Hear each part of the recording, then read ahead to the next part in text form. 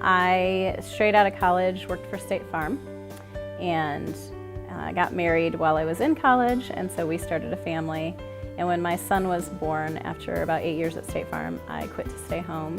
He had some health concerns, so I stayed home with him. Had my daughter and did daycare for 14 years. And during that time period, knew that eventually when they both were in school, I would go back to work, but I didn't want to go back to what I was doing. And teaching was something I always wanted to do, but back when I first went to another college, I went a different route. I thought that I needed to be an accountant, so that was what I was going for, and after a couple years into that, realized I wanted to do teaching. My best friend at the time actually was going back to get her degree later in life as well, and she went for psychology. And so I asked where she went. She went to UIS for her master's in psychology. So I checked into them and checked into ISU and basically was looking for a program that could still let me work full-time and also allow me to get my degree. And there was a lot of hiccups with that at ISU at the time. They didn't have a lot of online programs, so I went to UIS. In terms of the quality, the courses are the same. The only course differences between the on-campus and the online programs are really some of the methods courses. The elementary methods courses are not online, the secondary methods courses are online, but those upper division courses, the 300 and 400 level courses, for those classes, students come to campus twice a semester. And they meet with their peers in their classes and they meet with their instructors here. So we get to know them really well online and we get to know them really well face to face.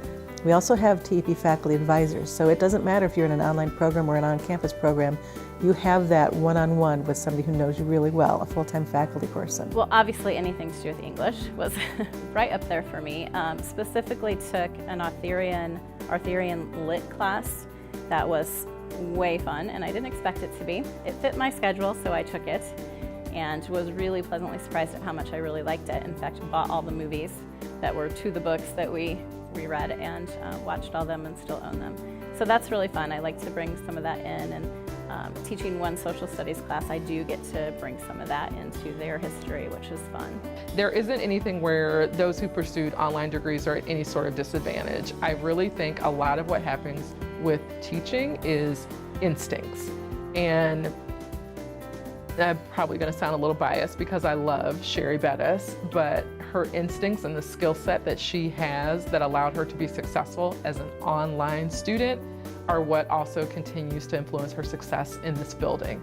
So one of the requirements for UIS was that every semester I had to be in a different school at a different grade level. I just do secondary, so 6th grade through 12th grade. And they require you to try out everything, try it all on for size.